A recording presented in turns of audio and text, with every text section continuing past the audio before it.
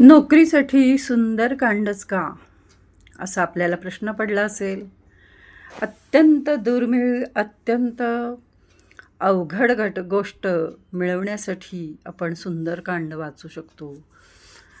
श्रीरामरायांनी मारुतीरायांना सीतामाईच्या शोधासाठी पाठवलं आणि रावणही कर्तबगार, श्रीरामही कर्तबगार, पण मध्यस्थ पूल सेतू बांधणारा, तिथपर्यंत पोहोचणारा, मग शेवट श्रीराम जिंकण्यासाठी सुद्धा हनुमंत कारणीभूत, म्हणजे हनुमंतानी तिथपर्यंत पोहोचवण्यासाठी यथायोग्य जे प्रयत्न केले आणि ज्याप्रमाणे तो श्रीरामाचा पट्ट शिष्य झाला, त्याप्रमाणे त्या हनुमंताची जर आपण उपासना केली तर नोकरीच काय, आपल्याला हवं ते या सुंदरकांड वाचनाने मिळेल.